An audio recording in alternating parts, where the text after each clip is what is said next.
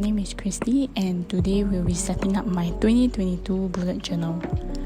I'm using this journal from Archer & Olive. It's A5 size with 160 pages. I've been using their journals for 2 years now. This will be my third. So I have no complaints about their pages. By the way, this is not sponsored.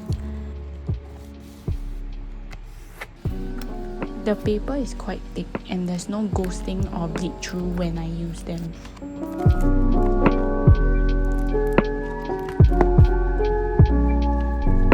And now let's begin. This year's setup will be fairly simple. I'm using these organic block sheets in yellow, but you can use whatever color that you want.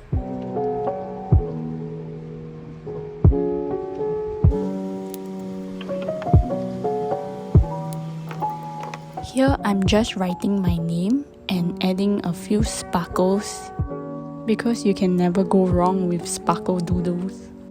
You'll be seeing more sparkles in the later spreads.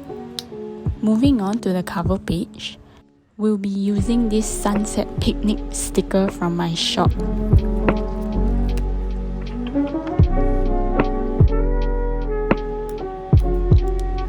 And I'm writing 2022 below that. Then we'll go in again with the yellow block and a nice greeting. Then we'll start adding the sparkles in.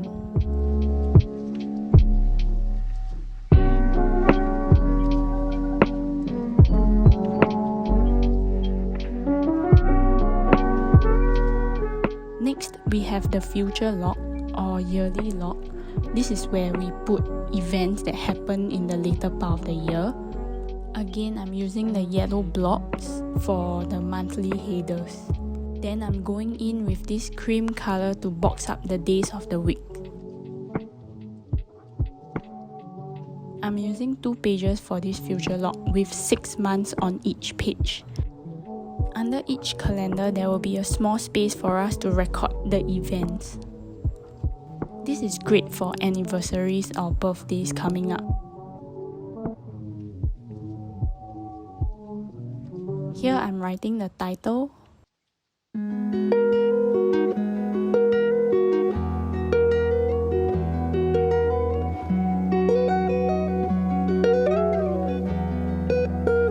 I'm also adding the same cream color as a drop shadow. Then I'm using this white grid washi tape along with more stickers.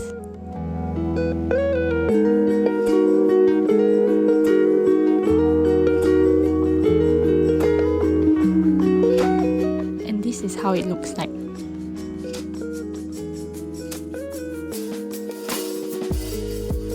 Next, we have my book review spread.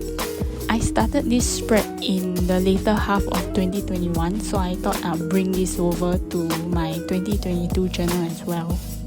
I have the date that I started reading the book on the left, followed by the date that I finished reading the book, if I do finish it. And then we have the title of the book. There's also a column for the type of book that I'm reading. So if it's an e-book, I'll write the letter E. And if it's a physical book, then I'll write P. Then there are 2 more columns that I will tick. And that is the bought and borrowed columns. So if I bought the book, then I'll tick accordingly.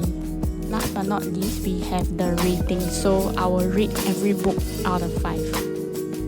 Moving on to the next page, we have my wish list spread.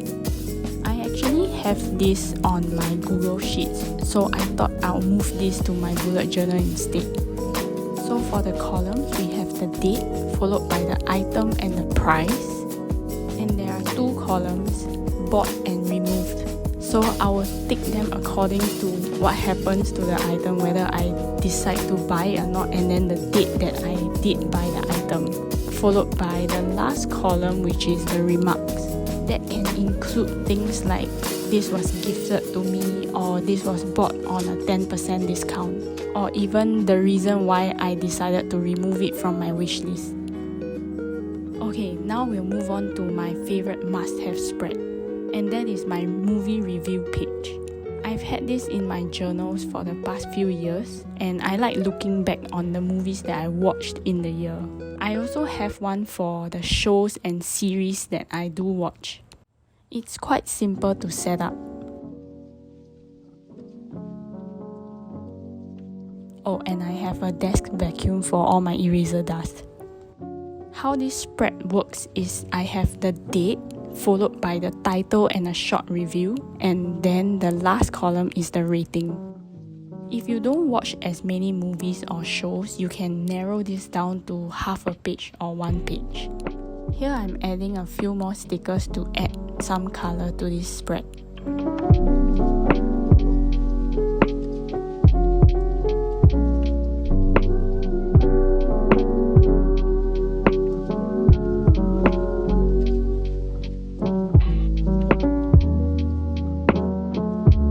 For the show review spread, I'm doing a similar layout but with the date, title, review, and then we have a column for season. So if I'm watching season 4 of a drama, then I'll put 4 under that column. And that's it for the show review page.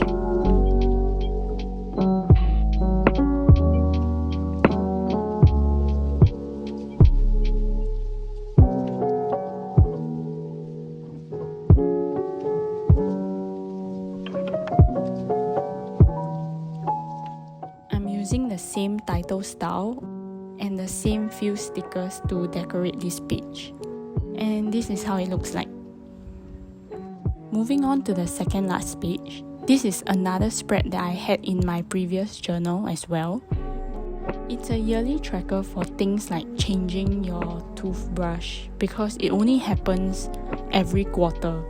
And this page shows a nice overview of when you should replace your things. For example, I need to replace my monthly contact lenses every month, so I write down the date that I open my new pair of contacts.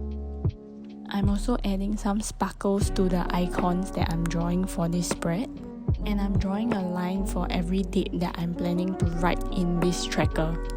Like if I'm supposed to replace my toothbrush every 3 months, then that gets 4 lines.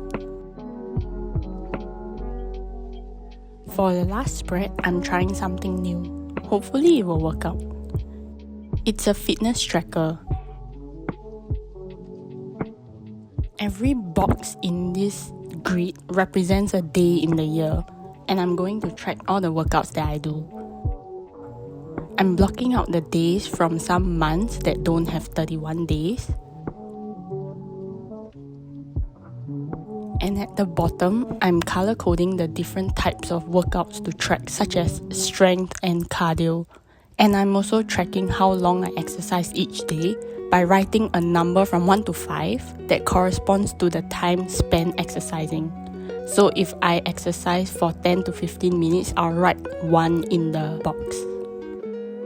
When this tracker is filled, it should be colored and there would be a number in each box. On the left side, this is a rather personal section that is very optional.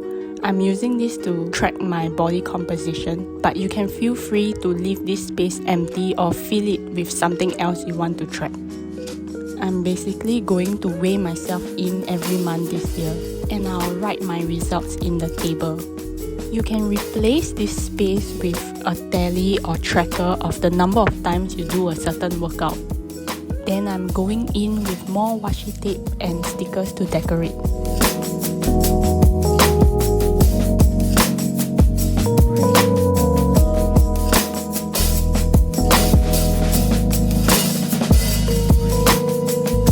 And there you have it, the last 2 pages of this setup.